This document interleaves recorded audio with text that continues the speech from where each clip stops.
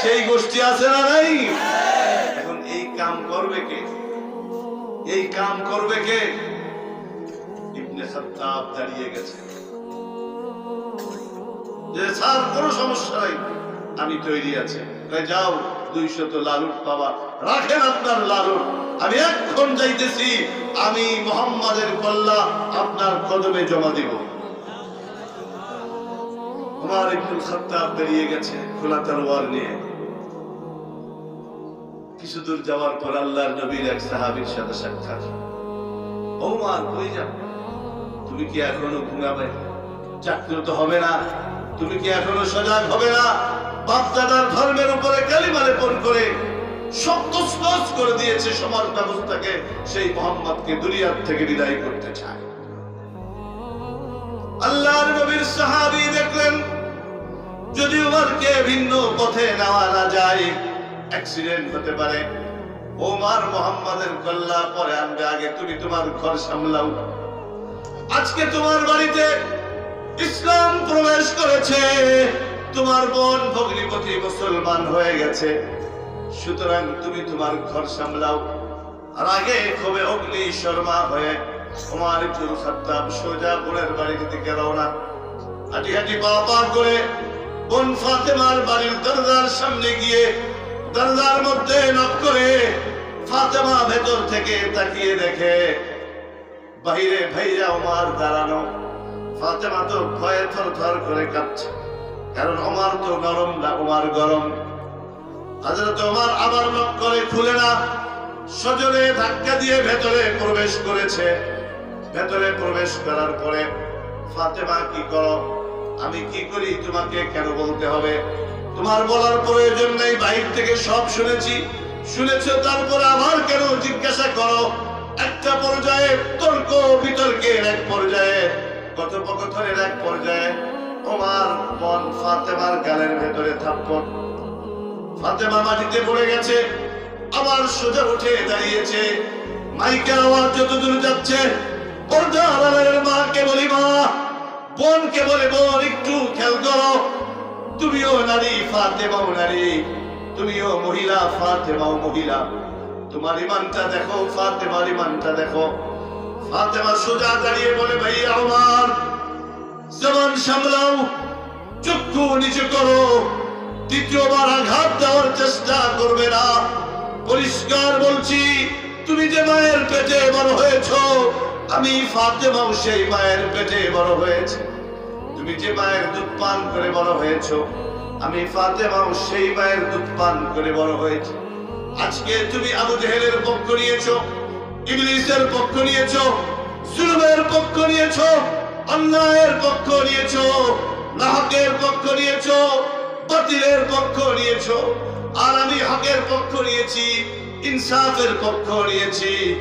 আমি মুহাম্মদুর রাসূলুল্লাহর পক্ষ নিয়েছি, ইসলামের পক্ষ নিয়েছি, স্বয়ং রব্বুল আলামিনের পক্ষ নিয়েছি।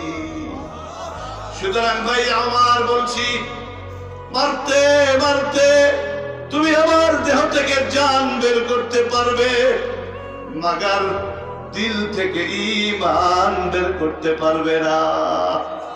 ও ভাই আমার, মারতে মারতে মারতে তুমি আমার দেহ থেকে জান বের করতে পারবে, মাগার দিল থেকে ঈমান বের করতে পারবে না।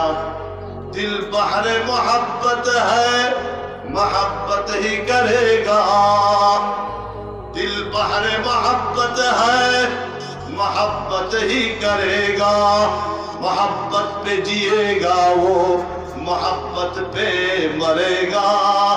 मोहब्बत पे जिएगा वो, मोहब्बत पे मरेगा।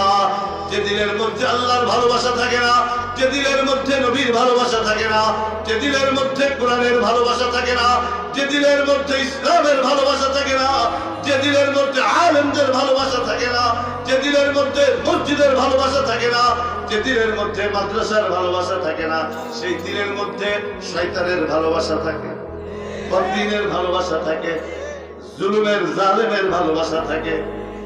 উমর ইবনে খাত্তাব তো চিন্তা করতেছে, কথা তো ঠিক, কথা তো ঠিক, একই মায়ের পেটে দুই ভাই বোন তো বড় হয়েছে, একই মায়ের দুধ পান করে বড় হয়েছি। আজকে ফাতেমা হকের পক্ষে, আমি না হকের পক্ষে। ফাতেমা ন্যায়ের পক্ষে, আমি অন্যায়ের পক্ষে। ফাতেমা ইসলামের পক্ষে, আমি কুফরের পক্ষে। ফাতেমা মুহাম্মদের পক্ষে, আমি আবু জাহেলের পক্ষে। ফাতেমা আল্লাহর পক্ষে, আমি ইবলিসের পক্ষে। কথা তো সত্য। একটা পর্যায়ে উমর ইবনুল খাত্তাবের চোখ দিয়ে দরদর করে পানি ঝরছে। উমরের চোখ দিয়ে যখন পানি ঝরে, ফাতেমার চোখ দিয়েও তখন পানি ঝরে। তবে দুই পানি, উমরের চোখের পানি অনুশোচনার পানি, উমরের চোখের পানি শর্মিন্দা হওয়ার পরের পানি, আর ফাতেমার চোখের পানি আনন্দের পানি।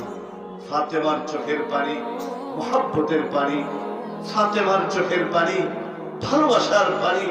যে ভাইয়া উমর বড় কঠোর, অমুসলিম, মুশরিক, নাফরমান, আজকে সে তার পাথরের মতো দিলটা মনের মতো বলতে আরম্ভ করেছে।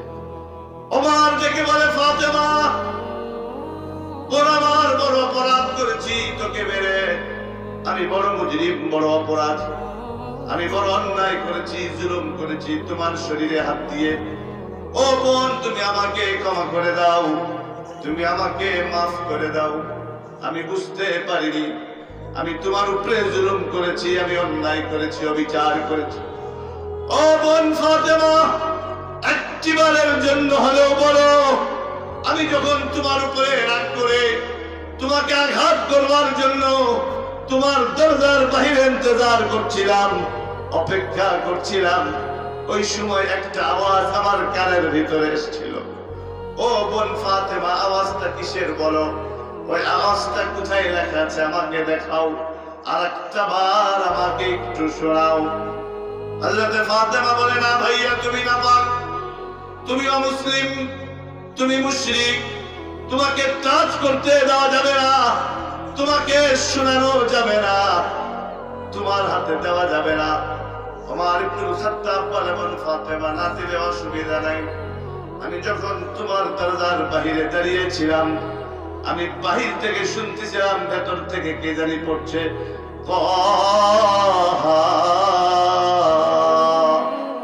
মা আনজালনা আলাইকাল কুরআন লিতাশকা ইল্লা তাযকিরাতাল লিমান ইয়াখশা তানজিলাম মিম্মান খালাকাল আরদা ওয়াস-সামাওয়াতিল উলা। পড়তে পড়তে পড়তে যখন বোন ফাতেমা আমার কানের মধ্যে এলো, ইন্নানি আনাল্লাহ, যখন আমার কানে এই আওয়াজ ভাসতে লাগলো, ইন্নানি আনাল্লাহ।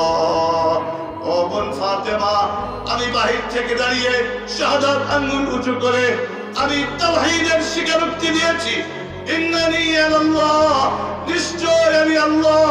এই আওয়াজ যখন আমার কানে এলো, শাহাদাত আঙ্গুল উঁচু করে আমি বলেছি, নাআম আনতা আল্লাহ, নাআম আনতা আল্লাহ।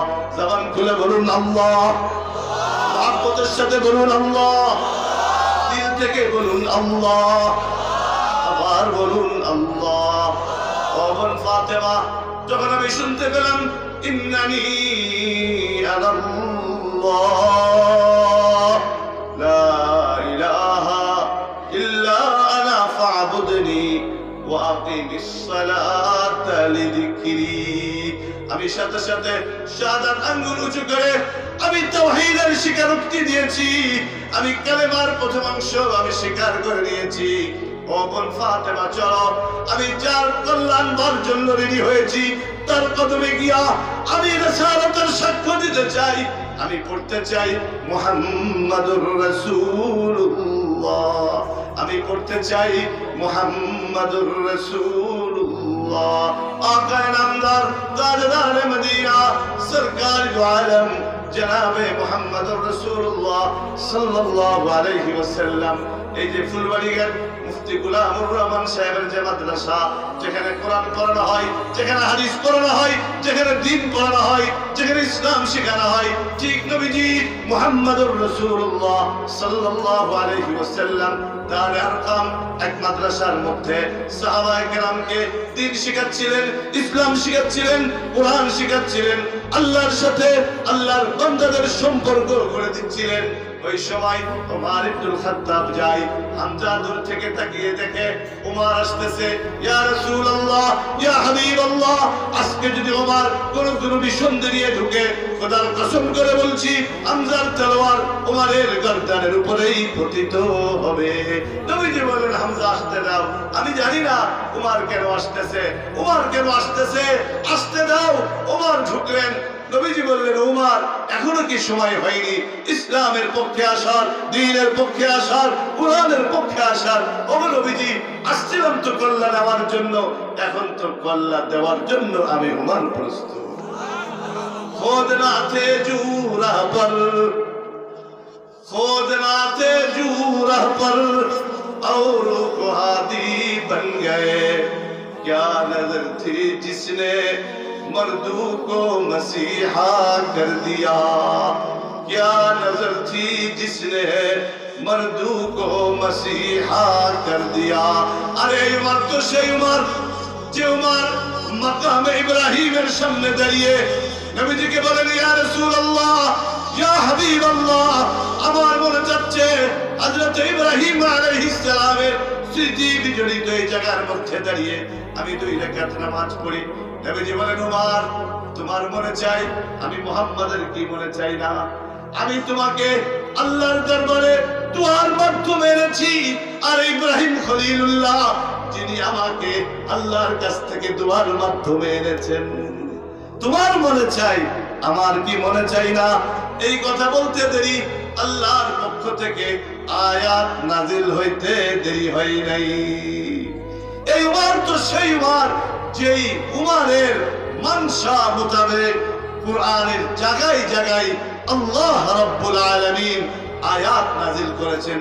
আজ সময় এসেছে বাংলাদেশে, এই বাংলাদেশে মুসলমানদের নেতৃত্ব দেওয়ার জন্য, ইসলামকে হেফাজত করবার জন্য, দ্বীনকে হেফাজত করবার জন্য, মাদারিসে কওমিয়া, মাদারিসে দ্বীনিয়াকে হেফাজত করবার জন্য একজন উমরের দরকার।